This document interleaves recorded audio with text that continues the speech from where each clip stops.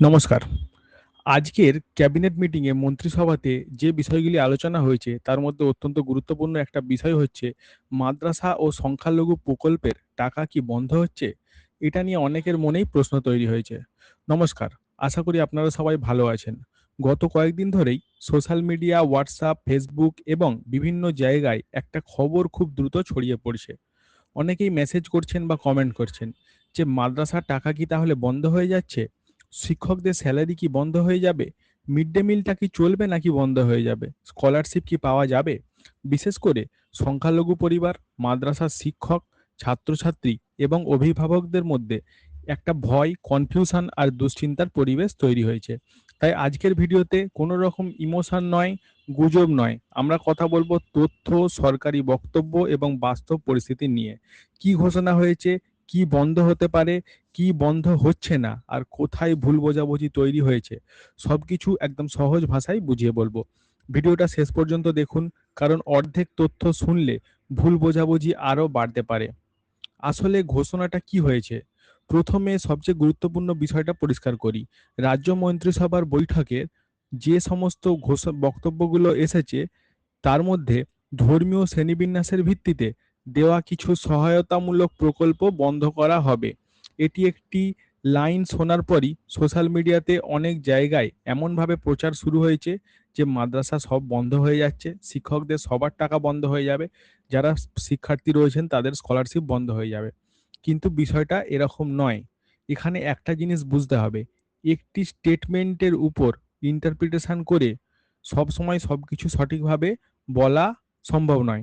তাই প্যানিক করার আগে আমাদেরকে দেখতে হবে আসলে কি বলা হয়েছে আর কি বলা হয়নি।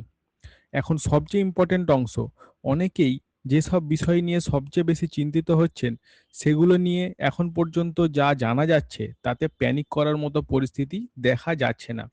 প্রথমে শিক্ষকদের স্যালারি।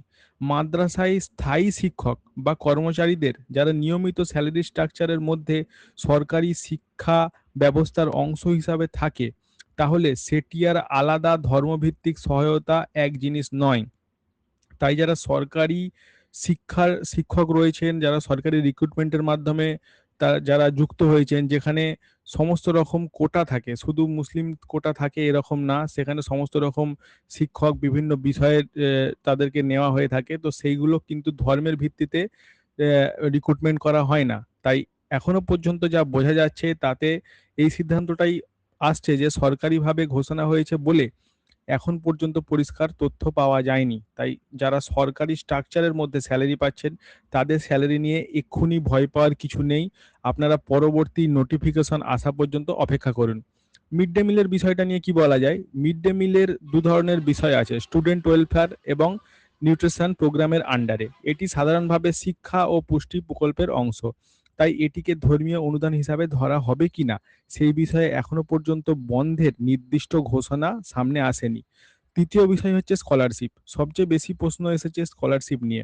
এখানে একটা গুরুত্বপূর্ণ বিষয়, কোনো scholarship universal, merit based, income based বা ডিপার্টমেন্টাল স্পেসিফিক, এগুলো আলাদা আলাদা ক্যাটাগরি।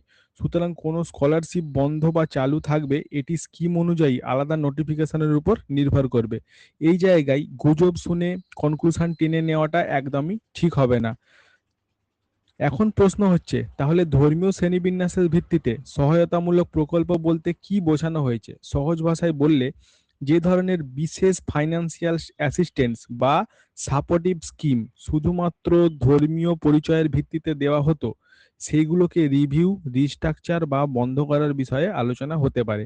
কিন্তু একটা খুব ইম্পর্টেন্ট কথা মনে রাখবেন, এখনো সব স্কিমের ফাইনাল ডিটেল লিস্ট প্রকাশ্যে আসেনি। মানে কোনোটাই থাকবে বা কোনোটা বদলাবে, কোনটা বন্ধ হবে, এটা অফিসিয়াল নোটিফিকেশন না এলে 100% নিশ্চিতভাবে বলা কঠিন। বন্ধুরা, সোশ্যাল মিডিয়াতে অনেকেই বিভিন্ন রকম ফ্রড মেসেজ দেখে ভয় পায় বা এগুলো নিয়ে আতঙ্কিত হয়। সরকারি নোটিফিকেশন আসা পর্যন্ত অপেক্ষা করুন, কারণ এখনকার দিনে হাফ ইনফরমেশন সবচেয়ে ডেঞ্জারাস। একটা লাইন কেটে শেয়ার করা হয় কিন্তু পুরো কনটেক্সট বলা হয় না। তাই এখনই প্যানিক করবেন না এবং অন্ধভাবে কোনো কিছু বিশ্বাস করবেন না। শুধু ভেরিফাইড ইনফরমেশনের উপর নির্ভর করুন। যদি আপনার পরিবারের কেউ মাদ্রাসার শিক্ষক হন, স্কলারশিপ পান বা এই বিষয়ে কনফিউশন থাকে, তাহলে ভিডিওটা তাদের কাছে শেয়ার করুন। আর এই রকম লিগ্যাল গভর্নমেন্ট আপডেট পেতে আমার চ্যানেলটিকে সাবস্ক্রাইব করুন। ভিডিওটা শেষ পর্যন্ত দেখার জন্য আপনাদের সকলকে অসংখ্য ধন্যবাদ।